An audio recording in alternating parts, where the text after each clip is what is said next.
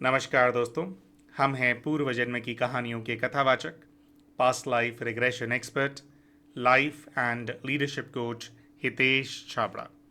प्यारे दोस्तों, हमारे आज के इस वीडियो के अंदर एक ऐसी बहन की पूर्व जन्म की कहानी आप सभी के सामने हम प्रस्तुत करने जा रहे हैं, जो बहन अपने जीवन में केवल 12 वर्ष की आयु के अंदर ही पूरी तरह से अकेली हो गई। इनका जीवन पूरी तरह से अकेलेपन से भर गया, मायूसी से भर गया, क्योंकि इतनी छोटी सी आयु में इन्होंने अपने पिताजी को खो दिया था। इन बहन ने ऐसा बताया कि इनके पिताजी की मृत्यु एक कार दुर्घटना के अंदर हुई थी, जिसके अंदर इनके पिताजी के साथ साथ और 3-4 लोग भी कार के अंदर मौजूद थे। लेकिन जब कार दुर्घटनाग्रस्त हुई तो मृत्यु केवल इनके पिताजी की हुई, चोटें केवल इनके पिताजी को आई। गाड़ी में बैठे हुए बाकी 3 लोगों को खरोच तक नहीं आई, जिसकी वजह से इनके मन में यह भी विचार बार बार आता है, जो कि इनको परेशान करता आया है, कि कहीं इनके पिताजी की मृत्यु दुर्घटना ना होकर के किसी प्रकार की कोई साजिश तो नहीं थी। क्योंकि इनके जो पिताजी थे वे अपने गांव के सरपंच थे और पॉलिटिक्स के अंदर बहुत उनका होल्ड था, उनका बहुत नाम भी था। आगे दोस्तों इन बहन ने ऐसा बताया कि इनके पिताजी के जाने की वजह से इतना ज़्यादा खालीपन इनके जीवन में इसलिए आ गया क्योंकि इनके पिताजी से ये बहुत ज़्यादा अटैच थी। इनके पिताजी और इनके बीच में बहुत ज़्यादा आत्मीयता थी। ये बताती है इनके पिताजी इनको इतना ज़्यादा समझते थे, इनके मन को इतना ज़्यादा जानते थे कि वे केवल इनकी आंखों में देख करके समझ जाया करते थे कि इनको किस चीज़ की आवश्यकता है। वे समझ जाते थे कि उनकी पुत्री को कोई नया खिलौना खरीदना है क्या, पुत्री कोई नई ड्रेस खरीदना चाहती है क्या, पुत्री कहीं घूमना जाना चाहती है क्या, या फिर उनकी पुत्री ये एक्सपेक्ट कर रही है कि वो केवल उनके साथ बैठ करके कुछ समय बिता लें, उनको अपने हाथों से भोजन करा दें। तो क्या इनके मन में चल रहा होता था, इनके पिताजी इनकी आंखें देख करके बताती हैं कि पता लगा लिया करते थे और कहते थे कि बच्चे आप ऐसा सोच रहे हो, चलो ठीक है मैं आपके लिए कर देता हूं। तो इनकी हर एक इच्छा जो थी इनके पिताजी पूरा किया करते थे। बहुत ज़्यादा ये कहती हैं कि मैं पैम्पर्ड चाइल्ड थी। और फिर अचानक से एक दिन पिताजी चले गए और इनका जीवन जो है पूरी तरह से सूना हो गया। हमने इनसे पूछा कि आपके पिताजी गए लेकिन आपकी माताजी तो हैं। ये बताती हैं कि माताजी तो हैं लेकिन माताजी को तो इनसे भी ज़्यादा सदमा आ गया था। पिताजी की मृत्यु हो जाने के बाद ना जाने कितने दिनों तक तो जैसे इनकी माताजी सुन्न हो गई। एक कमरे में उन्होंने अपने आप को बंद कर लिया।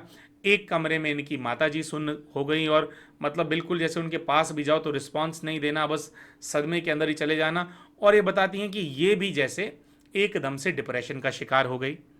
इनकी एक बड़ी बहन भी हैं, लेकिन ये बताती हैं कि इनकी बड़ी बहन हॉस्टल में पढ़ी हैं, हमेशा से वो कभी भी घर में नहीं रही, तो उसका किसी से भी अटैचमेंट नहीं था। और पिताजी चले भी गए तो उसके जीवन में कोई बहुत ज़्यादा बदलाव नहीं आया, तो उसका जीवन तो वैसा ही रहा। लेकिन इनका और इनकी माता का जीवन पूरी तरह से उजड़ गया। ये बताती हैं कि मैं एक बहुत लंबे समय तक डिप्रेशन के अंदर रही, लेकिन जब लगभग ये 12वीं कक्षा के अंदर आई, 11वीं या 12वीं कक्षा के अंदर आई, तो एक लड़का इनके जीवन के अंदर आया जो कि इनका क्लासमेट था। ये बताते हैं कि उसको पहली नज़र में देखते ही मुझे ऐसा लगा कि जैसे उससे मेरा कोई तो बहुत गहरा संबंध है। ये बताते हैं कि पिताजी की मृत्यु हो जाने के बाद ये किसी भी दूसरे व्यक्ति के ऊपर विश्वास नहीं किया करती थी, लेकिन इनको उस लड़के से ऐसी भासना आई कि जैसे उस लड़के की जो एनर्जी है वो लगभग जैसे इनके पिताजी जैसी एनर्जी है। ये बताती हैं कि उस लड़के ने पहली बार जब इनको अप्रोच किया तो सीधा उसने यही कहा था कि मैं तुम्हें पसंद करता हूँ, क्या हम गर्लफ्रेंड बॉयफ्रेंड बन करके रह सकते हैं। तो ये बताती हैं कि भी मैं भी बहुत ज़्यादा आकर्षित थी, तो मैंने हाँ बोल दिया। हम लोगों ने फ़ोन पे बात करनी शुरू कर दी। और ये बताती हैं कि लड़का बहुत ज़्यादा केयरिंग था और शुरू में तो ये इतना ज़्यादा अटैच नहीं थी, लेकिन जैसे जैसे वो लड़का इनकी केयर करता गया वैसे वैसे बताती हैं कि मैं डिप्रेशन से बाहर आती गई, मैं ठीक होती गई। लेकिन 4 महीने होने के बाद, जब इनका रिलेशन केवल 4 महीने का था, तो इनको उस लड़के ने कहा कि हमारा रिलेशन जो है हम इसको आगे नहीं बढ़ा सकते हैं। इन्होंने पूछा ऐसा क्यों, तो वो कहता है कि हम दोनों की जो कास्ट है वो अलग है और मैं ऐसा समझता हूँ कि हम दोनों कभी भी एक नहीं हो पाएंगे, इसलिए बेहतर यही होगा कि हमारा जो रिश्ता है इसको हम अभी ख़त्म कर दें, इसको अभी यहाँ पे वो कर दें। ये कहती हैं कि मैं इस बात को सुनकर के बहुत ज़्यादा परेशान हो गई, लेकिन अभी तक मैं टूटी नहीं थी। ये बताती हैं कि थोड़े दिनों में मुझे दरअसल ये पता लगा कि वो जो लड़का है उसको कास्ट की कोई समस्या नहीं है। दरअसल उस लड़के का किसी दूसरी लड़की के साथ अफेयर हो गया है, जिसके साथ वो बहुत ज़्यादा घूमने फिरने लग गया है। और जैसे क्या है, आजकल बच्चे जो है सोशल मीडिया पे बहुत कुछ पोस्ट करते हैं, तो उसके माध्यम से भी, और क्योंकि इन लोगों के कॉमन फ्रेंड्स थे, तो उस नेटवर्क के माध्यम से भी ये समझिए कि असली में वो लड़का किसी दूसरी लड़की के प्रेम में पड़ गया है, जिसकी वजह से उन्होंने बहाना बना करके इनके साथ ब्रेकअप कर लिया है। दोस्तों ये बताती हैं कि आज उस ब्रेकअप को हुए लगभग 6 7 8 वर्ष हो चुके हैं, लेकिन आज तक भी मैं उस ब्रेकअप से मूव ऑन नहीं कर पाई हूं। ये कहती है कि आज भी मैं सोचती हूं कि शायद कुछ ऐसा हो जाएगा कि उसकी और मेरी बातचीत दोबारा होनी शुरू हो जाएगी। ये कहती हैं कि उस लड़के ने इतना ज़्यादा मेरा जो दिमाग है उसको जैसे घेर लिया है उसके विचारों ने। मुझे समझ में ही नहीं आता कि मैं पिछले 8 वर्षों से अपने जीवन को क्यों बर्बाद कर रही हूँ। लेकिन वो लड़का है कि मेरे दिमाग से जाता ही नहीं। हमने इनसे कहा कि क्या आपने उनसे संपर्क करने का प्रयास किया, तो इन्होंने कहा हाँ, मैं तो बावली सी हो गई थी, मैंने तो बहुत संपर्क करने का प्रयास किया, लेकिन उस लड़के ने एक एक करके इनको सारे सोशल मीडिया प्लेटफॉर्म से मतलब इनको ब्लॉक कर दिया। और शायद कुछ ऐसा था कि वो इनके स्कूल में नहीं था, वो इनके कोचिंग सेंटर का शायद इनका कोई साथ का सहपाठी था, और जब ऐसा हुआ तो उसने अपना कोचिंग सेंटर बदल लिया। तो ये बताती हैं कि मैं बहुत ज़्यादा स्टॉक करने लग गई थी उसको सोशल मीडिया पे। यही सोचती रहती थी कि कैसे इससे मेरी बात हो जाएगी, कैसे कभी तो ये मेरा फ़ोन उठा लेगा। ये सोचती रहती थी कि कैसे वो कभी किसी दूसरे नंबर से मुझे कॉल कर देगा। ये कहती हैं कि मैं बेचैनी में जीती रही, लेकिन वो तो अपने जीवन में मूव ऑन कर गया। शायद आज उस लड़के को पता भी नहीं है कि मैं जीवित भी हूं या नहीं। वो तो बहुत आगे निकल गया है अपने जीवन के अंदर, मुझे तो पता भी नहीं है, मैं तो ब्लॉक्ड हूं। लेकिन कह रही है मैं तो आज भी उसके लिए तड़प रही हूं। इसी के साथ साथ दोस्तों इन्होंने एक और बात बताई थी। वह ये बताया था कि जिस समय इनके पिताजी की मृत्यु हुई थी, तो इनके पिताजी का इनके घर के अंदर बहुत मोटे अमाउंट में कैश पड़ा हुआ था। और दोस्तों वो जो कैश का अमाउंट था वो लाखों में नहीं करोड़ों में था। इनकी पिताजी की मृत्यु होने के बाद इनकी माँ सदमे में चली गई, ये भी सदमे में चली गई। ऐसे में ये बताती हैं कि इनकी बुआ जी और उनके परिवार के सदस्य आए और उन्होंने कहा कि भैया ये जो कैश है इस घर के अंदर सेफ नहीं है, इस कैश को सेव करने की आवश्यकता है, तो हम इस कैश को अपने साथ ले जाते हैं। फिर ये कुछ ऐसा बताती हैं कि बुआ जी ये बात बोल करके चली गई, तो इनकी बुआ जी के जो दामाद हैं वो इनके घर पे आए और इनके घर से कैश के 2 बड़े बैग्स लेकर के चले गए। ये कहा कि भैया ये जो अमाउंट है ये कैश में है, इसको वाइट कराना बहुत ज़्यादा ज़रूरी है, तो वाइट करा करके इनको तुम्हारे अकाउंट्स के अंदर हम डलवा देंगे, इसके लिए लेकर के जा रहे हैं। और ये बताती हैं कि अभी वर्षों बीत गए हैं, 12 1 साल हो गए हैं, 12 13 साल हो गए हैं इस बात को, जब इनके वो जीजा जी वो 2 बैग्स लेकर के गए थे, लेकिन आज तक वो जो बैग्स हैं वो घर में वापस नहीं आए। ना कोई इस चीज़ का नाम है कि कैसे वो पैसा आएगा कैसे नहीं आएगा। ये कहती है कि बुआ जैसे बात ही नहीं करती है इस चीज़ के बारे में। तो अ, ये बताती हैं कि भैया एक ये भी मैं जानना चाहती हूँ कि भैया हमारे इतने मुश्किल समय के अंदर जब इतना ज़्यादा मैं और मेरी माँ हम टूट गए थे, तो रिश्तेदारों ने ऐसा करने का सोचा भी कैसे, हमें लूटने के बारे में कैसे सोचा। हमने पूछा कि भाई आज फिर खर्चा कैसे चलता है, तो ये बताती हैं कि नहीं ऐसी बात नहीं है, पिताजी की बहुत ज़मीनें हैं, हमारे पास बहुत किराया वगैरह आता है, तो खर्चे की ऐसी समस्या नहीं है, लेकिन वो पैसा भी तो हमारा था, वो लोग ले गए और हमसे रिश्ता ही कट कर दिया, अभी कोई नाम ही नहीं है पैसे का।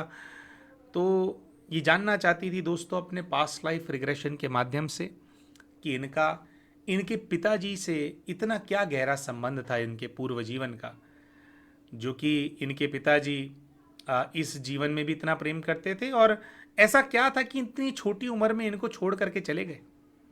अब दोस्तों अमूमन ऐसे केसेस के अंदर हम मना कर देते कि क्या आप पीएलआर कराएंगे, भी उनका समय पूरा हो गया था तो वो चले गए, लेकिन इन्होंने कहा कि नहीं मैं जानना चाहती हूँ। इसके साथ साथ ये जानना चाहती थी कि इनके जो ये लड़का इनके जीवन में आया था केवल 4 महीने के लिए, जो 4 महीने के लिए जीवन में आया और 8 साल इनके जीवन के खा गया, आज भी एनर्जी के लेवल पे इनके जीवन को खा रहा है, इनके दिमाग को उसने ऑक्यूपाई किया हुआ है, उससे इनका पूर्व जीवन का क्या संबंध था। और जो ये लोग हैं, जो लोग इनका पैसा लूट करके चले गए, इनकी बुआ जी और इनका वो जीजा यानी बुआ का दामाद जो कि पैसा लेकर के चले गए, उन सब से इनका क्या संबंध था। इसके साथ साथ हाँ दोस्तों, एक और बात इन्होंने बताई थी। इन्होंने कहा था कि इनका जो ऑफिस है, इनके ऑफिस के अंदर जो इनके कॉलीग्स हैं, इनको ऐसा लगता है कि जैसे इनके कॉलीग्स इनको बिल्कुल भी पसंद नहीं करते हैं।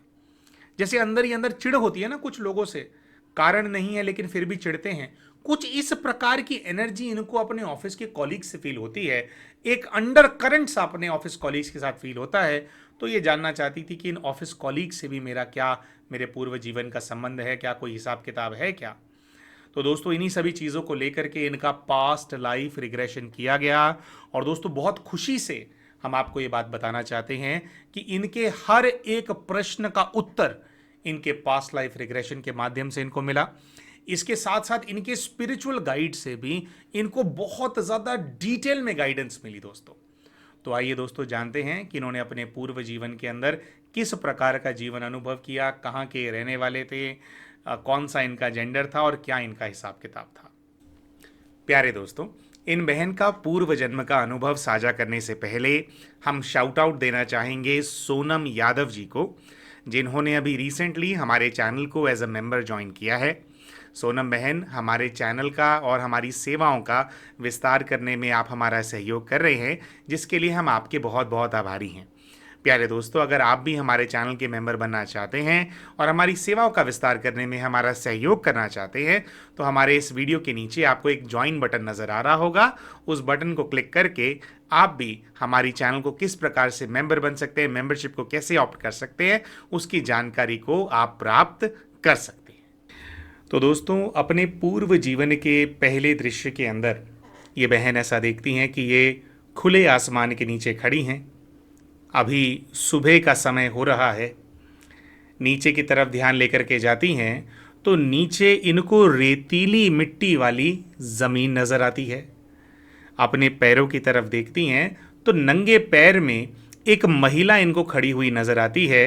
धीरे धीरे ध्यान ऊपर लेकर के आती हैं तो ऐसा देखती हैं कि इन्होंने सफ़ेद रंग का लहंगा और चोली पहना हुआ है। एक कन्या के रूप में खुद को देख रही होती हैं, जिसकी आयु लगभग 19 से 20 वर्ष की होती है।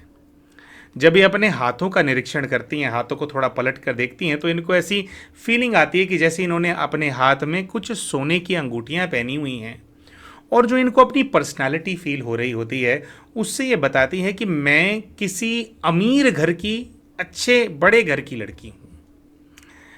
जब इनसे हम थोड़ा और पूछते हैं कि आपका घर किस प्रकार का है, आप किस स्थान पर खड़े हैं, तो ये बताती हैं कि मैं जस्ट अपने घर के दरवाजे के बाहर खड़ी हूँ। अभी सुबह का समय है तो ठंडी ठंडी हवा चल रही है, मैं थोड़ा उसको एंजॉय कर रही हूँ। ये पलट कर देखती हैं तो बताती हैं कि मेरा बंगले जैसा घर है। और जैसे हम इनसे पूछते हैं कि भाई आपका स्टेटस क्या है, कैसे, तो ये बताती है कि मैं कुंवारी लड़की हूँ और ये मेरा मायका है।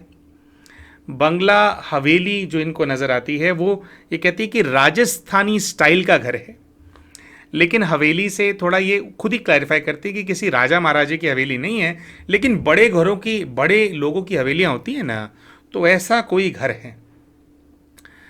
हम इनसे कहते हैं कि आप घर के अंदर प्रवेश करें। घर के अंदर प्रवेश करती हैं, इनको सबसे आगे को बूढ़ी अम्मा मिर्ची को साफ़ करती हुई नज़र आती है। वो मिर्ची को साफ़ कर रही है और बैठी हुई है, एंगेज्ड है।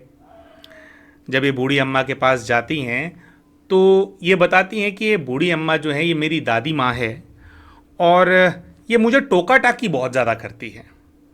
हम इनसे पूछते हैं कि क्या टोका टाकी करती है, तो ये कहते हैं कि नहीं, मतलब यही है कि ऐसे बाहर क्यों जा कर के खड़ी हो गई, हर चीज़ में टोकने की जो यहाँ पर दादी अम्मा है उनको, मेरे को आदत है। हम इनसे कहते हैं कि ठीक है, आप थोड़ा और यहाँ पर नोटिस कीजिए और कौन इस घर के अंदर है, क्या महसूस होता है। तो इनको ऐसा नज़र आता है कि इनकी एक माँ है, माँ जो कि किचन के अंदर काम कर रही है, रसोई बना रही है।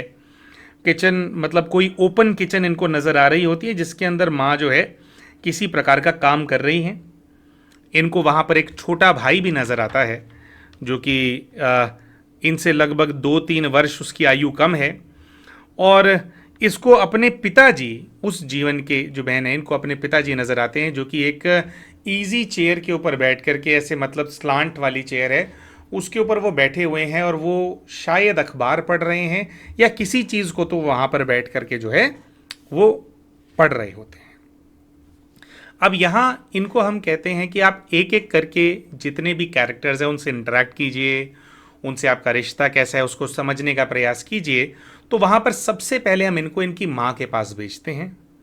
माँ के पास जाते ही ये बताती हैं कि मुझे ऐसी वासना आ रही है कि मैं यहाँ से चली जाऊँ, मुझे इनके पास बैठना पसंद नहीं है। अपनी माँ के बारे में भी ये कुछ ऐसा बोलती हैं कि मेरी माँ को मुझे टोकने की बहुत ज़्यादा आदत है। वो मुझे हर वक्त कुछ ना कुछ सिखाना चाहती हैं। वो कभी मुझसे कहती हैं कि तू घर का काम कर, तू ये वाला काम सीख, तू रोटी बनाना सीख, तू ये वाली सब्जी सीख, किस प्रकार से मुझे कपड़े पहनने चाहिए, किस प्रकार से मुझे बन ठन करके रहना चाहिए। ये कहती हैं कि मेरी माँ बहुत ज़्यादा मेरे पीछे पड़ी रहती है, हर चीज़ में टोकती है, इसलिए मुझे मेरी माँ बिल्कुल भी पसंद नहीं है। हमने इनसे पूछा कि क्या आप अपनी माँ से नफरत करते हैं, तो ये कहती कि नहीं, मैं अपनी माँ से नफरत बिल्कुल नहीं करती हूँ, लेकिन मुझे ऐसा लगता है कि मेरे पीछे पड़ी रहती है। और फिर ये बताती हैं कि मैं उनके चेहरे पर तो हाँ हाँ कर देती हूँ, लेकिन अंदर से मुझे पता होता है कि बस एक कान से सुनना दूसरे कान से निकालना, बस भागो यहाँ से, ज़्यादा देर माँ के पास बैठना नहीं है, ये सर खा जाएगी। हम इनसे पूछते हैं कि माँ को पता है आपकी इस चीज़ के बारे में, तो ये बताते हैं मेरी माँ भी अच्छे से जानती है कि मैं ऐसे ही सर हिला देती हूँ क्योंकि मैं उसका कहा हुआ कोई काम करती नहीं हूँ। लेकिन उसी समय ये बताती हैं कि मेरे पिताजी की कही हुई किसी भी बात को मैं टालती भी नहीं हूँ। आगे फिर ये अपने जो इनके पिताजी थे उस जीवन के अंदर उनसे अपने रिश्ते को एक्सपीरियंस करती हैं, बताती हैं, कहती हैं कि मेरे पिताजी मुझसे बहुत ज़्यादा प्यार करते हैं। मेरे पिताजी ऐसे हैं कि दुनिया की कोई भी चीज़ मैं इनसे मांग लूँ वो चीज़ मेरे लिए ला करके दे देंगे। मुझे हर चीज़ करने की छूट है, सब कुछ अपनी मर्ज़ी से करने की छूट है। और ये बताती हैं कि इनके गांव में ये अकेली ऐसी लड़की हैं जो कि इतनी ज़्यादा पढ़ी लिखी है और अभी भी ये किसी कॉलेज के अंदर पढ़ना जाती हैं, पढ़ने के लिए जाती हैं, मतलब कॉलेज स्टूडेंट है ये, ऐसा कुछ ये बता रही होती हैं। आगे ये जो इनका छोटा भाई जो है उससे जो इनका रिश्ता है उसको भी महसूस करती हैं। कहते हैं कि छोटे भाई से भी जो है बहुत ज़्यादा न्यूट्रल सा मेरा रिश्ता है, लेकिन मतलब ठीक है, थोड़ा इनको ऐसी फीलिंग आती है कि भाई छोटा भाई ज़्यादा किसी चीज़ से मतलब नहीं रखता है, वो अपनी दुनिया के अंदर रहता है, अपने खेल कूद के अंदर अपनी मस्ती के अंदर रहता है, वो किसी से भी बहुत ज़्यादा सरोकार नहीं रखता। तो मेरे उसके लिए भी कोई बैड फीलिंग्स नहीं है, लेकिन वो अपने हिसाब से चलता है भाई, मैं अपने हिसाब से चलती हूँ। फिर आगे ये इस चीज़ को भी एक्सप्लेन करती हैं कि इनका कुछ तो प्रॉब्लम है अपनी मम्मी और उनके रिश्तेदारों से, यानी कि इनकी मम्मी के साइड के जो रिश्तेदार हैं ये ऐसा दृश्य देखती हैं कि इनके मामा जी आए हुए हैं। मामा जी आए हैं, वो उनको माँ कहती है कि पानी दे करके आओ, तो पानी दिया और मामा जी ने पूछा कैसे हो क्या हो, तो थोड़ा बहुत जवाब दिया और वहाँ से चले गए। ये बताती हैं कि मेरी मम्मी के साइड के जो भी रिश्तेदार हैं ना, मुझे वो लोग भी पसंद नहीं है, पता नहीं मुझे क्यों पसंद नहीं है, बट मैं कुछ उनको बोलती नहीं हूँ, बदतमीज़ी नहीं करती हूँ, लेकिन मैं उन लोगों को ना अपने से ना ज़्यादा फ्रैंक नहीं होने देती। जैसे होता है ना कि कोई आपके घर आएगा, आप चार बात करोगे तो फिर कुछ हंसी मजाक होगा आगे, एक जैसे आपस में रिश्तेदारी में भी एक मित्रता का भाव होता है, कज़न्स के बीच में भी, रिश्तेदारों के बीच में भी। तो ये कहती हैं कि मैं वैसे एक बैरियर सी, एक वॉल सी रखती हूँ अपने मम्मी के रिश्तेदारों से कि वो मतलब बिल्कुल भी जो है मैं पिघलती नहीं हूँ। मतलब आगे ये बताती हैं कि भाई मैं जो मम्मी हैं उनको भी काफ़ी जैसे इग्नोर करती हूँ, लेकिन मेरे पापा के साइड के जो रिश्तेदार हैं उनसे मेरी बहुत बनती है। तो ये बताती हैं कि इनकी मम्मी को इनका जो ये नेचर है उसकी वजह से ना अपने ही घर के अंदर एक ओपरापन सा महसूस होता है। और इनके एक जो माँ बेटी के बीच का जो रिश्ता होता है ना, जैसे माँ बेटियाँ होती हैं एक दूसरे से सब कुछ शेयर करती हैं, ये कहती है वो वाली बात है ही नहीं मेरी माँ के साथ मेरी। और मेरी माँ जो है ये बताती हैं कि मेरे एक मामा हैं जो कि मेरे घर पे विज़िट करने के लिए आए हुए हैं। मेरी माँ मेरे मामा के ऊपर अपनी जान छिड़कती है, मतलब माँ जो है अपने भाई से बहुत ज़्यादा प्यार करती है।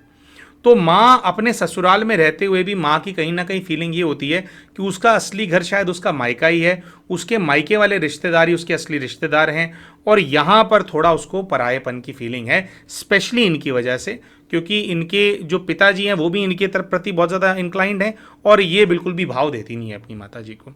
लेकिन फिर भी ये बताती हैं कि हमारे आपस में दुश्मनी का कोई भाव नहीं है, फिर भी सौहार्द की भावना है, न्यूट्रल रिलेशनशिप है। लेकिन हाँ, एक जैसे फ़र्क तो पड़ता है ना कि भाई मेरी बेटी होकर के मेरे साथ ऐसा ट्रीट करती हैं। आगे इन्होंने एक स्टेटमेंट बोला था दोस्तों, इन्होंने कहा था कि I don't have a reason, I just don't like them. मैं उनके साथ फ्रेंडली नहीं होना चाहती। तो यहां तक तो इन्होंने अपने घर का दृश्य देखा। फिर यहां पर थोड़ा इनको ये स्मृति आने लगी कि इन्होंने अपने पिताजी को शायद किसी प्रकार का कोई धोखा दे दिया है। कुछ इनको रिश्ते के अंदर इशू फील होने लगा कि पिताजी के साथ रिश्ते के अंदर कुछ गड़बड़ हुई थी, परिवार के अंदर इनका जो स्टेटस है, इनकी जो इमेज है वो खराब हो गई थी, कुछ तो ऐसा हुआ था। जब इस चीज़ को हमने थोड़ा और एक्सप्लोर किया तो ऐसा चीज़ निकल करके सामने आई कि इनके कॉलेज में पढ़ने वाला एक लड़का है जिस लड़के के साथ ये प्रेम करती हैं। फिर ये बताती हैं कि कुछ ऐसा हुआ है कि अभी जो मेरा मामा मेरे घर पे मिलने के लिए आया हुआ है, जो दृश्य इनको दिख रहा था वह इसलिए आया, मामा है इनके पिताजी को बात नहीं बताना चाहते थे, क्योंकि ये कहती हैं कि मेरे जो पिता है ना, मेरे पिता का नेचर कुछ ऐसा है कि वो सब कुछ मेरे लिए करेंगे, अपनी जान लौटा देंगे, लेकिन अगर उनको ये वाली बात पता लग गई कि मेरा किसी लड़के के साथ प्रेम प्रसंग है तो वो मुझे जान से मार देंगे।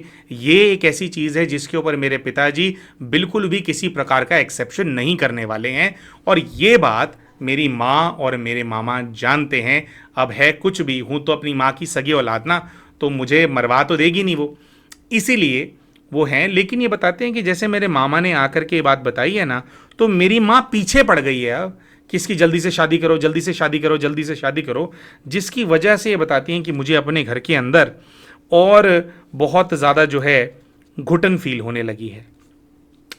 लेकिन ये बताती हैं कि फिर भी इनकी माँ बहाने से इनको कॉलेज जाने से रोकना चाह रही हैं, बिना पिताजी को बताए। वो सक्सेसफुल नहीं हो पाती हैं। ये कॉलेज जाती हैं, अपने प्रेमी को बताती हैं कि भाई ऐसा ऐसा घर में पता चल गया है।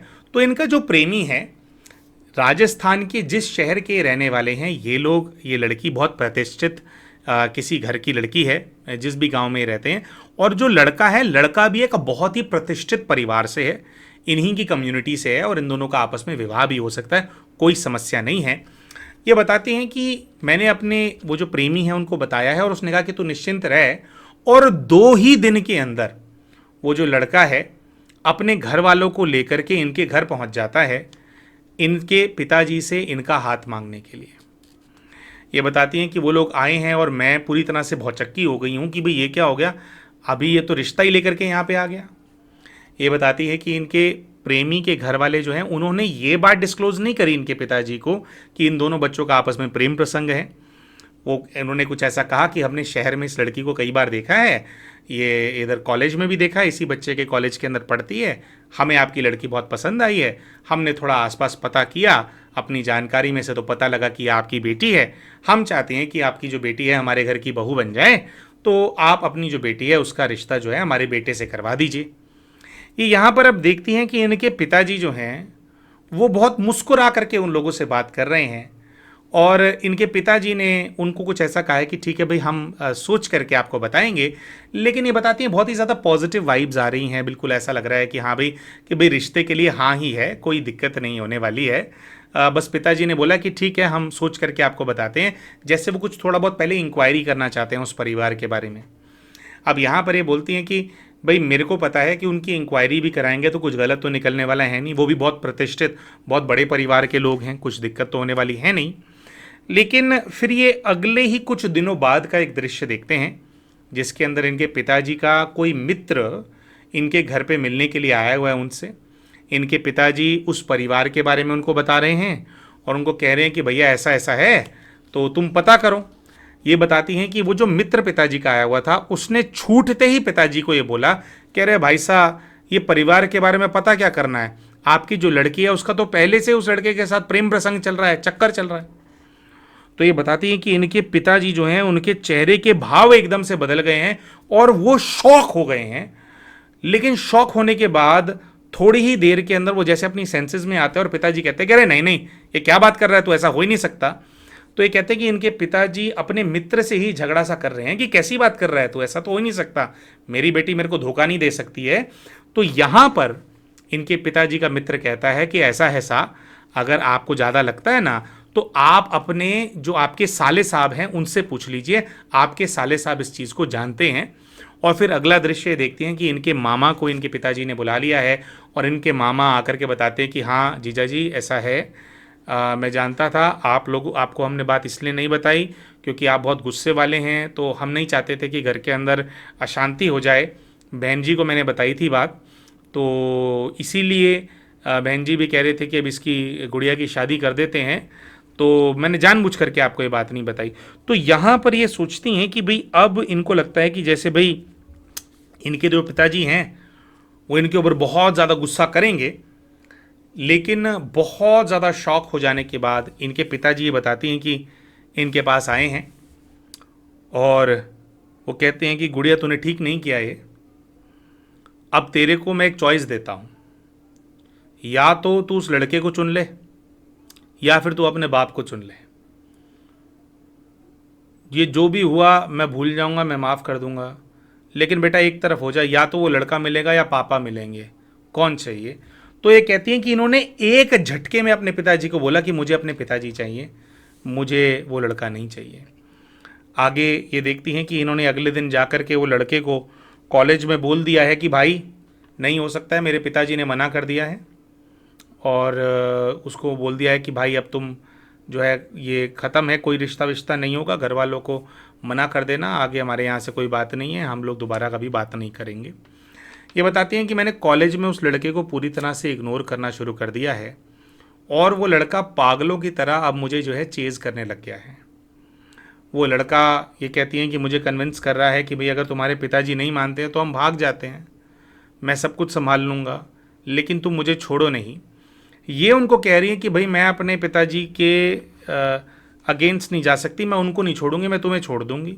तो वो लड़का इनसे तकाजा कर रहा है कि अगर तुमने मुझे ऐसे छोड़ ही देना था, अगर अपनी पिताजी की मर्जी के बिना तुम कुछ नहीं कर सकती थी, तो तुम मेरे जीवन में आई ही क्यों, तुमने मेरे प्रेम को स्वीकार ही क्यों किया। ये बताते हैं कि वो जो लड़का है वो बहुत ज़्यादा चीटेड फील कर रहा है और वो थोड़ा ना पागल सा हो गया है, मतलब बहुत वो कॉलेज में भी बैठ करके रोता रहता है, परेशान है, गम के अंदर डूब गया है और वो चाहता है कि किसी भी प्रकार से जो है मेरी उसके साथ शादी हो जाए, मेरा उसके साथ विवाह हो जाए। और फिर ये एक और दृश्य देखती हैं कि वो जो लड़का है उसके घर वाले इनके घर आए हैं बात करने के लिए। तो इनके घर आए हैं तो इनके जो पिताजी हैं वो घर से बाहर नहीं आ रहे हैं, वो लोग आए हैं। तो इनके पिताजी ने इसको कहा है कि भाई तू ही जा करके मना करके आ, बोल कि मेरा उससे कोई संबंध नहीं है।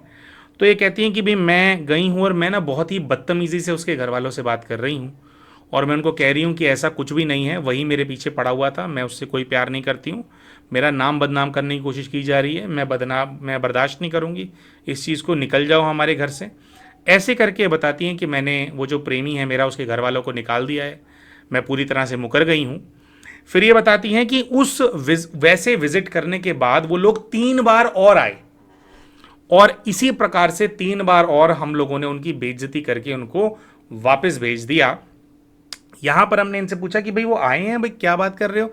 तो ये बताती हैं कि भाई देखो उन लोगों को ना बुरा बहुत लग रहा है, उनका चेहरा देख करके मैं बता सकती हूँ कि वो तो एक बार के बाद दोबारा नहीं आना चाहते थे, क्योंकि वो लोग बहुत इज्जतदार लोग हैं हमारे यहाँ के, बहुत उनका नाम है, लेकिन उनका जो लड़का है ना वो पागल जैसा हो गया है। वो लड़का बिल्कुल बदहवास है, रोता धोता रहता है। तो अपने बेटे को परेशान देख देख करके वो लोग बार बार हमारी चौखट पे आ रहे हैं, बार बार अपनी बेइज्जती करवा रहे हैं, लेकिन 3-4 बार बेइज्जती कराने के बाद फिर वो लोग दोबारा नहीं आए। और अभी ये बताती हैं कि भाई अब मेरा जो है जो पिताजी हैं मेरे, उन्होंने जो है अब मेरा कहीं और जो है विवाह कर दिया है और अब मैं भाई एक नए घर के अंदर पहुंच गई हूं। और फिर थोड़ा हमने इनसे ये पूछा कि भाई आपने विवाह कर लिया है तो कैसा आपका रिश्ता है, क्या है। तो ये बताते हैं कि भाई मैं नई घर गई हूँ, यहाँ पे मैंने एडजस्ट कर लिया है, ऐसी मेरे को कोई समस्या नहीं है, लेकिन मन से मैं अभी भी उस लड़के को नहीं भूली हूँ। थोड़ा थोड़ा मेरे को याद तो आता है, मेरे को बुरा लगता है, क्योंकि ये बताती हैं कि मैंने तो विवाह कर लिया लेकिन उस लड़के ने कभी भी किसी से शादी नहीं की, वो लड़का पूरी जीवन भर कुंवारा रहा। अच्छा दोस्तों, कुछ और ऐसी स्टेटमेंट्स जो कि उस लड़के ने बोली थी इनको कन्फ्रंट करने के दौरान, जब इन्होंने उसके प्यार को ठुकरा दिया था, तो उस लड़के ने, वो ये कहती हैं कि वो लड़का कह रहा है मुझे कि मुझे तेरे अलावा अब किसी और से प्यार नहीं होगा, तूने मेरे साथ ऐसा क्यों किया। ये कहती हैं कि वो लड़का मुझसे भीख मांग रहा है कि मैं उसके साथ फिर से आ जाऊं, लेकिन ये बताती हैं कि मुझे उसके ऊपर बिल्कुल भी तरस नहीं आ रहा है, मैं उस पर तरस नहीं खा रही हूँ। शादी के बाद मुझे थोड़ा बुरा लगता था, लेकिन ये बता रही हैं कि वो दृश्य में मैं देख रही हूँ, मैं बिल्कुल भी तरस नहीं खा रही हूँ। और मेरे मन में यही चल रहा है कि मेरे पापा के आगे ये कुछ कुछ नहीं है मेरे लिए, मेरे पापा मेरे को ज़रूरी हैं, तो मुझे तेरी ऐसी कोई परवाह नहीं है। तो इनके मन में ये भाव चल रहा है और बिल्कुल बेदर्दों की तरह जैसे उस लड़के को ये झटक करके वहाँ से चली गई हैं। आगे ये थोड़ा कुछ ऐसे अपने इस दृश्य से बाहर निकल करके इनका भी विवाह हो गया है। थोड़े कुछ साइड सीन्स हैं जो कि इन्होंने अपने पूर्व जीवन के प्रतिगमन में जो है नोटिस किए। तो उन्होंने बताया कि इनकी जो माँ है वो अपने भाई से बहुत ज़्यादा प्यार करती है, वो अपने भाई को ही अपना असली परिवार मानती है, और इसीलिए इनकी माँ का हमेशा ये प्रयास रहता है कि इनकी जो जायदाद है, इनके जो अपने पिता की जो जायदाद है, उसमें से कुछ हिस्सा इनके मामा को मिल जाए। इनके मामा इनके पिताजी के पास बार बार आ करके किसी न किसी बहाने से बहुत पैसा लेकर के जाते हैं। ये बताती हैं कि इनकी माँ किसी गरीब घर से आई थी, तो इनके मामा बहुत अमीर नहीं है, वो बहुत मतलब बस ऐसे गुजारा सा ही होता है उनके घर का। तो वो ज़्यादा से ज़्यादा इनके पिताजी का जो फैमिली है, जो इनके पिताजी का जो इनका अपना परिवार है, उससे पैसा निकालने का प्रयास करते हैं और वो इस चीज़ के अंदर सक्सेसफुल भी रहते हैं। और पूरा जीवन भर इनके जो मामा हैं इनके पिताजी से जो लेते रहे। इनकी माँ चाहती थी कि यहाँ से जो पैसा है ज़्यादा से ज़्यादा मेरे मायके के अंदर जाए और ज़्यादा से ज़्यादा मेरे मायके के अंदर समृद्धि आए मेरे ससुराल से निकले हुए पैसों से। अच्छा दोस्तों, कुछ और कैरेक्टर्स को इन्होंने वहाँ पे नोटिस किया। जब ये कॉलेज के अंदर प्रकरण चल रहा था कि भाई ये लड़के को इन्होंने धुतकार दिया, वो लड़का कॉलेज के अंदर बहुत परेशान था, बहुत ज़्यादा रोता धोता था, तो ये बताती हैं कि इनके क्लास में पढ़ने वाले जो और स्टूडेंट्स हैं, जो इनके क्लासमेट्स हैं, उनकी नज़रों में ये बहुत ज़्यादा गिर गई हैं। उन्होंने इनको बहुत ही बुरी नज़रों से देखना शुरू कर दिया है। उन्होंने इनको एक धोखेबाज लड़की का टाइटल दे दिया है कि भैया ये धोखेबाज लड़की है, इसने बहुत गलत किया इसके साथ। पहले तो इसको हाँ हाँ बोल दिया और पूरा उसके साथ प्रेम का नाटक किया, और अब ये कहीं और ये ब्याह इसने कर लिया है और इसको तो बिल्कुल पूरी तरह से पागल ही कर दिया है, कहीं और अब ये ब्याह कर रही है। तो ये बताती हैं कि इनकी एक बहुत ही नेगेटिव सी जो इमेज है वो इनके जो कॉलेज के फ्रेंड्स हैं उनके मन के अंदर बन गई है।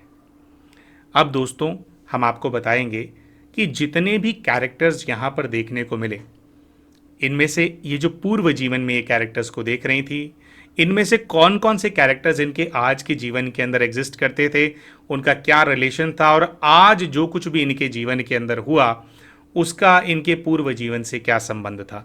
दोस्तों सबसे पहले तो इन्होंने जिनको अपने पिता के रूप में देखा, जो कि पिछले जीवन में इनसे बहुत प्यार करते थे, इनके इस जीवन के अंदर भी वो पिताजी हैं। पिताजी इनके सेम थे। अपनी माँ के रूप में इन्होंने जिनको देखा, जिनको ये ज़्यादा थोड़ा न्यूट्रल रिलेशन था, थोड़ा कम ही पसंद करती थी, उनको अवॉइड करती थी, उनको इन्होंने अपनी इस जीवन की बुआ जी के रूप में देखा, अपनी बुआ के रूप में। और इनकी माँ का भाई था ना पिछले जीवन में, इनके मामा जी थे पिछले जीवन के, इनके पिछले जीवन के मामा जी को इन्होंने अपने इस जीवन के उस जीजा के रूप में देखा जो कि इनकी बुआ जी का दामाद है। वो जीजा जो कि इनके पिताजी की मृत्यु हो जाने के बाद इनके घर आकर के जितना भी कैश घर के अंदर पड़ा हुआ था, सारा कैश 2 बड़े बड़े बैग्स में भर करके ले गया था, और अभी 1 दशक से ज़्यादा हो गया है वो पैसा इनके घर के अंदर वापस नहीं आया। ये बोल करके लेकर के गया था कि भैया पैसा वाइट करा करके मैं अकाउंट में एंट्रीज वगैरह दिलवा करके वापस लाऊंगा, कैश घर में खुला पड़ा हुआ ठीक नहीं लगता है। इनके घर से ले गया था और कैश आज तक नहीं आया। कमी इनको कुछ नहीं हुई इनके जीवन के अंदर उस कैश के बावजूद भी, क्योंकि ज़मीनें इनकी बहुत ज़्यादा हैं, पिताजी बहुत जायदाद छोड़ करके गए हैं, लेकिन उनकी नीयत ये थी ना कि इनके घर से ले जाएं। तो कहीं ना कहीं दोस्तों पूर्व जीवन के अंदर भी जो इनकी माँ थी, इन्होंने उनको इस रोल के अंदर देखा था कि भाई उनको ये रहता था कि जो मेरा भाई है वो ज़्यादा से ज़्यादा पैसे लेकर के जाए, हमारा मायका जो है वो भर जाए, और इनके पिताजी से लेने की आश थी। ये दोस्तों कहीं ना कहीं इनकी माताजी का, पूर्व जीवन की माताजी का और उनके पिताजी का आपस में कुछ इनका परिवार का पहले का कार्मिक अकाउंट था कि उन लोगों की लालसा थी कि ज़्यादा से ज़्यादा पैसा हमारे पास आ जाए। तो पूर्व जीवन में भी वो लोग पैसे लेते रहे और इस जीवन के अंदर भी वो जो उनके अंदर इंसेशियस हंगर थी इनके यहाँ से पैसा लेकर के जाने की, उस चीज़ की उन्होंने पूर्ति करी। तो इस जीवन के अंदर भी बुआ ने अपने दामाद के साथ मिलकर के इनके घर से जो हो सकता था, यानी कि कैश तो सामने ही पड़ा था ना, उसको गायब करवा दिया, अपने कब्जे में ले लिया। फिर दोस्तों जो लड़का इनके प्यार के अंदर पागल सा हो गया था, जिसने पूरा जीवन भर विवाह नहीं किया था, जिनको ये भासना थी कि भाई इस लड़की ने मुझे धोखा दे दिया है, पहले मुझसे प्रेम ही क्यों किया और बाद में मेरे साथ ऐसा किया। दोस्तों उस लड़के को इन्होंने अपने इस जीवन के उस प्रेमी के रूप में देखा जो कि इनके इस जीवन में केवल 4 महीने के लिए इनके जीवन में आया था, केवल 4 महीने के लिए इनके जीवन के अंदर आया था। और जैसा कि हम बता रहे हैं कि पिछले 8 वर्षों से ये उस लड़के को भूल नहीं पा रही हैं। दोस्तों वो लड़का इनके पूर्व जीवन का इस जीवन के अंदर भी प्रेमी के रूप में आया और पिछले जीवन में भी प्रेमी था, लेकिन रोल्स कहीं ना कहीं रिवर्स हो गए। पिछली बार उस लड़के को बहुत ज़्यादा आघात पहुंचा था इनके कारण से, वो उसका जीवन जैसे पूरी तरह से बर्बाद हो गया था, उसने शादी ही नहीं करी, पूरा जीवन भर कवारा रहा और उस आत्मा ने इस जीवन में आकर के कुछ ऐसा प्रभाव इनके ऊपर डाला। 4 महीने साथ रहा और उसके बाद इनके जीवन से गायब हो गया, इनको हर चीज़ से ब्लॉक कर दिया। जैसे इन्होंने नहीं झटक दिया था उसको कि मुझे पिताजी चाहिए तू नहीं चाहिए, और उसको वो झटक दिया था, तो उसी प्रकार से उसने हर जगह से इनको ब्लॉक कर दिया, इनको अपने जीवन से डिलीट कर दिया, लेकिन इनके माइंड से वो डिलीट नहीं हो पा रहा है। तो वही जो इनकी आपस में अनरिजॉल्व एनर्जी है आज भी इनके प्रति कार्य कर रही है और ये बहुत ज़्यादा डिस्टर्ब चल रही हैं उसकी वजह से। अच्छा दोस्तों, इनके पूर्व जीवन के अंदर इनको इनके कॉलेज के अंदर कुछ ऐसे सहपाठी इनको नज़र आए थे जो कि इनकी क्लास के अंदर कॉलेज के अंदर इनके साथ पढ़ा करते थे, जिन्होंने इनके बारे में एक धारणा बना ली थी कि भैया ये बहुत ही धोखेबाज लड़की है, इसने उस लड़के के साथ प्रेम का नाटक करके उसको पागल कर दिया है, वो इसकी वजह से पूरी तरह से बर्बाद हो गया है। इनके प्रति पूरी तरह से इनके कॉलेज में साथ में पढ़ने वाले बच्चे नेगेटिव हो गए थे। उनको इन्होंने अपनी इस जीवन के अंदर ऑफिस में साथ में काम करने वाले कुछ कॉलीग्स के रूप में देखा। जी हाँ दोस्तों, इनके इस जीवन के कॉलीग और जो ऑफिस में इनके साथ काम करते हैं, इन्होंने शुरू में ऐसा बताया था कि पता नहीं क्यों इनके ऑफिस के कॉलीग्स इनको थोड़ा पसंद नहीं करते हैं, इनको अपने ग्रुप का पार्ट नहीं बनाते हैं, एक मतलब इनके बारे में नेगेटिव इमोशन, एक नेगेटिव भावना रखते हैं, ऐसी इनको फीलिंग आती है। तो उन सभी को इन्होंने अपने पूर्व जीवन के कॉलेज के उन फ्रेंड्स के रूप में देखा जिनके मन में इनको लेकर के गलत धारणा कहीं ना कहीं पहले से ही बन गई थी। और इस जीवन के अंदर भी जब ये उनके सामने आई तो सोल्स की वो जो एनर्जी है अंदर की, ये ठीक लड़की नहीं है, वो जो भावना है उन सोल्स की जो है इनको लेकर के इमर्ज हो गई, जिसकी वजह से आज भी इनके ऑफिस में बिना किसी कारण वो इनको ट्रस्ट नहीं करते, इनको अपने ग्रुप का पार्ट नहीं बनाते और इनसे थोड़ा चिढ़ते हैं, थोड़ा इनके लिए नेगेटिव इमोशंस को रखते हैं।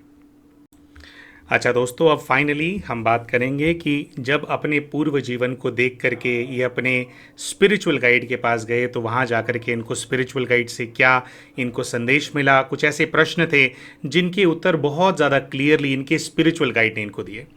दोस्तों, इनके पूर्व जीवन के अंदर इनको ऐसा देखने को मिला था कि इनके पिताजी ने पूरी उम्र इनके साथ बिताई थी, ये भी पूरी तरह से बूढ़े होकर के इन्होंने अपने प्राण त्यागे थे। तो इस जीवन के अंदर पिताजी इनको जल्दी छोड़ करके क्यों चले गए, इसका उत्तर इनके स्पिरिचुअल गाइड ने इनको दिया। इनके स्पिरिचुअल गाइड ने इनको यह बताया कि तुम्हारे पिताजी ने तुम्हारे को कहा कुछ नहीं था जब उनको इस बारे में पता लगा था कि तुम्हारा किसी लड़के के साथ प्रेम प्रसंग है, लेकिन तुम्हारे पिताजी को इस बात से दुख बहुत ज़्यादा हुआ था, उनको बहुत गहरी चोट पहुंची थी अंदर से, लेकिन उन्होंने तुम्हें कुछ कहा नहीं, ऊपर से उन्होंने कुछ नहीं कहा, लेकिन अंदर से उनको बहुत ज़्यादा आघात था। और तुम्हारे पिताजी अपने पूर्व जीवन के अंदर एक बहुत लंबे समय तक इस चीज़ के सदमे के अंदर रहे थे।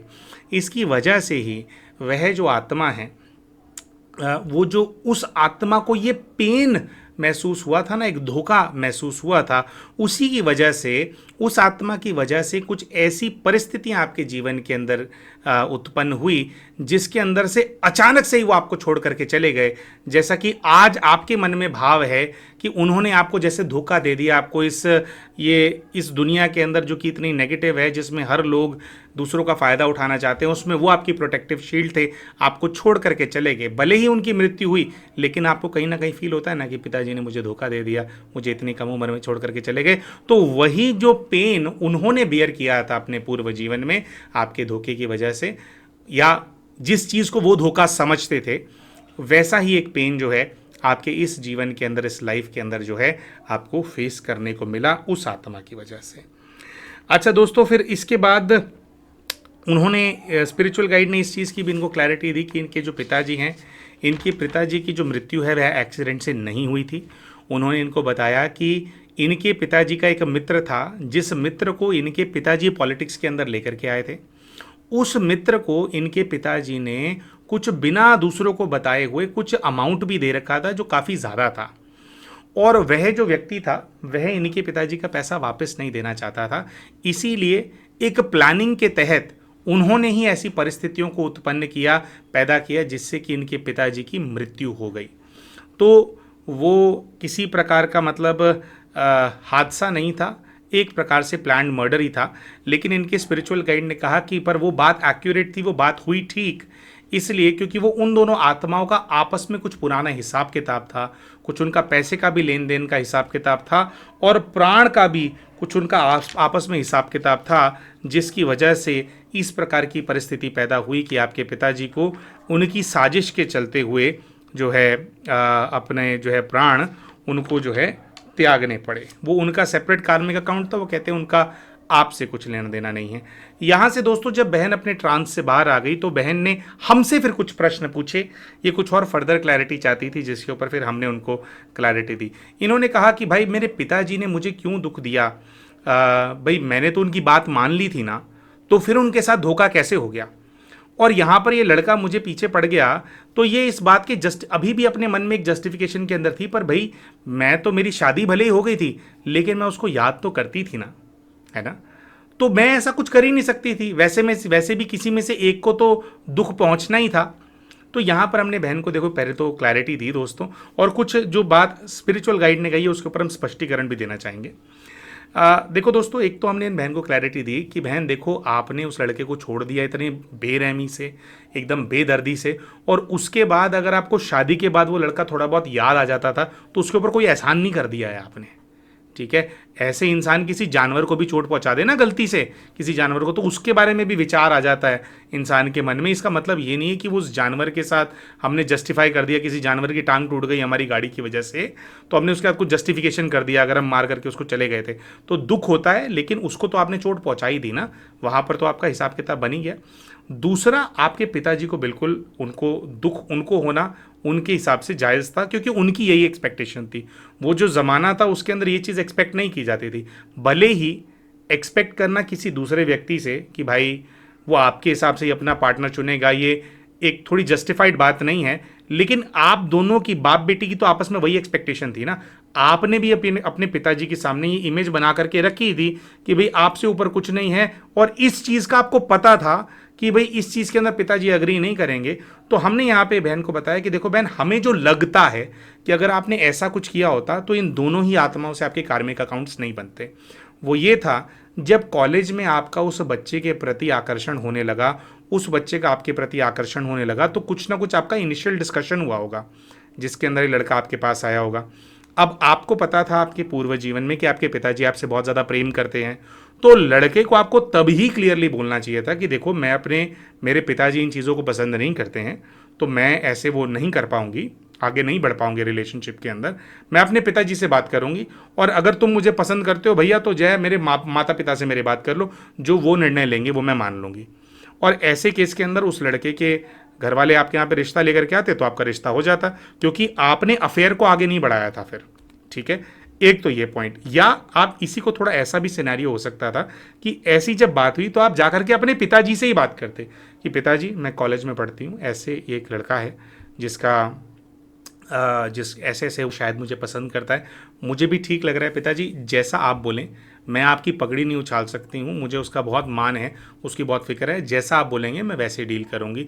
यहाँ पर हो सकता है कि आपके पिताजी जो है मान जाते, वो कहते कि ठीक है भाई, वैसे अगर लड़का ठीक है तो हम बात करके देख लेते हैं बेटा, आपको पसंद है तो, क्योंकि यहाँ पे आप उनको पहले आगे रख रहे हो, ठीक है। तो हो सकता है कि आपके पिताजी उस लड़के से आपका विवाह भी कर देते। मतलब कहने का मतलब ये है, जब आपको ये पता है कि आपके और आपके पिताजी की एक्सपेक्टेशन है कि आप उनको पार करके नहीं जा सकते, तो पहले ही इंस्टेंस में आप क्यों पार कर रहे हो? भले ही आपको नहीं भी बताना है, आप वैसा भी सोच सकते हैं, आप पहले ही आपको पार नहीं करना चाहिए था ना। तो लड़के को एक बार जब आपने प्रेम प्रसंग में एंगेज कर लिया, महीनों सालों अफेयर में रहे, उसके बाद छोड़ोगे तो दुख तो होगा ही ना सामने वाले इंसान को। पहले ही दिन उसको मना कर दो, झटक दो कि भैया नहीं, मेरे पिताजी मेरे को इंपॉर्टेंट है। अगर पिताजी वाकई में इंपॉर्टेंट थे और आप उनको दुख नहीं देना चाहते थे, तो आप उस लड़के के साथ अफेयर में जाते ही नहीं। ठीक है। अब दोस्तों थोड़ा सा यहाँ पर भी हम स्पष्टीकरण देना चाहेंगे कि ये कैसा इंसाफ हुआ कि एक लड़की अगर किसी को पसंद करती है, उसकी वजह से कुछ कॉम्प्लिकेशन हो गया, तो पिता उसको सजा दे रहा है। ये तो पिता अपनी जगह पर गलत है ना भाई, कि वो लड़की को जो है कि लड़की से ऐसी एक्सपेक्टेशन रख रहा है कि उसकी मर्जी से ही शादी हो, वो अपनी मर्जी से ना करें। दोस्तों जब हिसाब किताब होते हैं, तो हिसाब किताब में बात सही और गलत के हिसाब से नहीं होती है, बात इसके हिसाब से होती है कि उन दोनों आत्माओं की आपस में क्या अंडरस्टैंडिंग है, और आपस में ये जो मर्यादा है इस चीज़ की, दोनों आत्माओं ने स्वीकार की हुई थी। और एक अनकहे अग्रीमेंट के होने के बावजूद भी ये बहन जो है, इन्होंने उस चीज़ को लांग गया था, जिसी की वजह से इन दोनों आत्माओं के साथ इनका हिसाब किताब बना। कहाँ दोनों में से किसी के साथ भी नहीं बनता इस प्रकार का, लेकिन क्योंकि पहले ये लड़के के साथ आगे बढ़ गई और बाद में फिर जब पिताजी ने इंटरवीन किया, उनको भी दुख हुआ, और फिर उनको तो दुख हो ही गया था, फिर लड़के को भी छोड़ दिया, लड़के को भी बेदर्दी से एकदम से छोड़ दिया, झटक दिया उसको। तो इस वजह से दोनों आत्माओं के साथ इनका जो है बहुत ही गहरा कार्मिक अकाउंट बन गया था, और इस तरह की फिर परिस्थितियाँ इन्होंने अपने इस जीवन के अंदर फेस करी। प्यारे दोस्तों, हम आशा करते हैं कि हमारी ये जो वीडियो हमने पोस्ट करी है, इससे आपको कुछ शिक्षा मिली होगी, कहानी आपको ये पसंद आई होगी। वीडियो पसंद आई हो तो वीडियो को लाइक करना ना भूलें। चैनल अभी तक सब्सक्राइब नहीं किया तो चैनल को सब्सक्राइब भी कर लें, और वीडियो में कमेंट करके हमारे को बताएं कि आज की पास्ट लाइफ स्टोरी में आपको क्या अच्छा लगा। आपसे हमारी मुलाकात होगी अपने अगले वीडियो के अंदर। तब तक के लिए नमस्कार।